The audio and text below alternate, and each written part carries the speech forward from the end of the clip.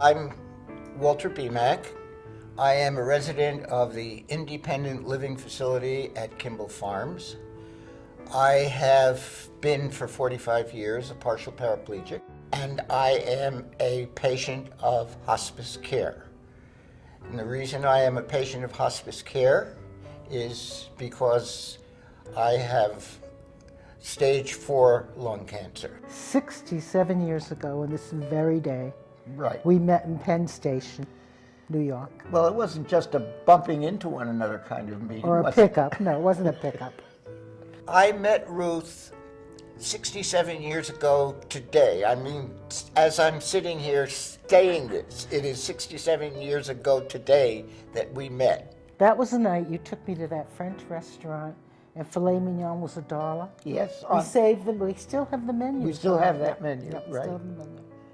And we've been married for 65 years, and we are going to celebrate our 65th anniversary on that date. We're going to have a party. We're going to have a party.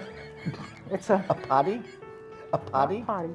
Party, not party. By the way, Party. that's not just the 21st of December, it's also the longest night of the year. And after 67 years of knowing me, you're still making fun of the accent. Absolutely. And you still make fun of mine. Well, the way I drink coffee. the way you talk in New York with the coffee.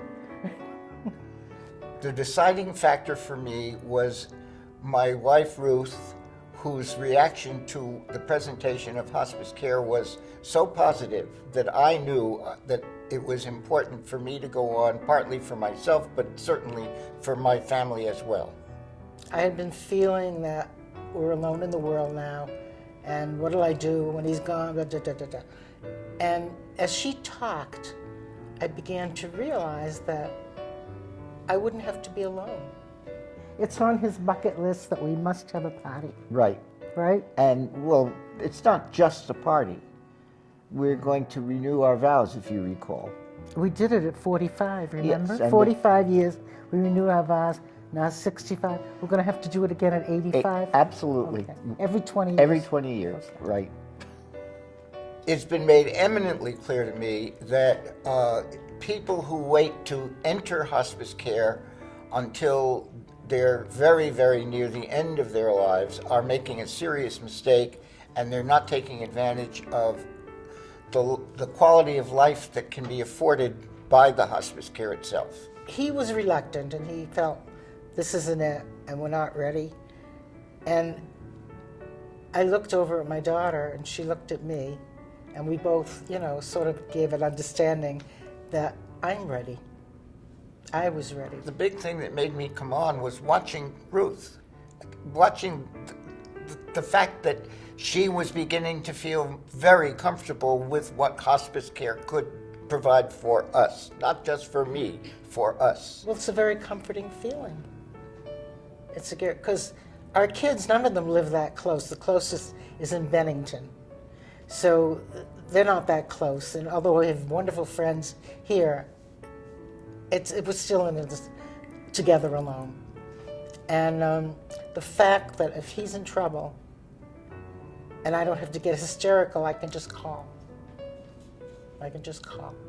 On a weekly basis, there is a nurse who comes to check my vital signs, and there is a social worker who comes almost weekly, and there is a spiritual advisor who is a chaplain who comes when we agree on his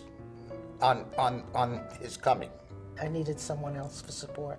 I look forward to the visits. I think all of the hospice people also look forward to the visits. I know Ruth is a lot less concerned about looking forward and much more content with, if that's a possible word, No. with what's happening and what will happen. It's made a difference. Do you agree? I'm much more secure. I wouldn't say content. Okay. This whole thing rots. No, it doesn't. Yes, it does. The whole thing rots. But we have to live with it, and having hospice makes it easier to live with it.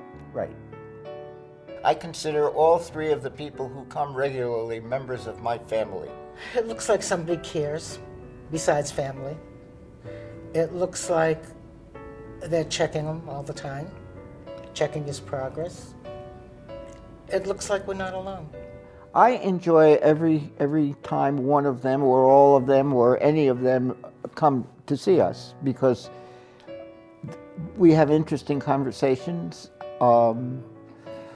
They're learning, I know that they're learning more about both of us that's going to make them more comfortable with going on as this whole thing progresses. And that's very comforting. Is it for you? What I feel is when any of them come in, or all of them, or one of them, that I feel a friend is visiting. Yes, A absolutely. good friend. Absolutely. And as I said before, the all three of them being good friends are coming to our To our 65th celebration. anniversary celebration. If someone is in a situation like ours, I would tell them immediately to grab onto hospice, because it makes it so much easier to live with this. It's not easy. It's very difficult, actually. But it lightens the burden. It lightens my burden. Make sure that you get into hospice care as early as you possibly can. The sooner, the better.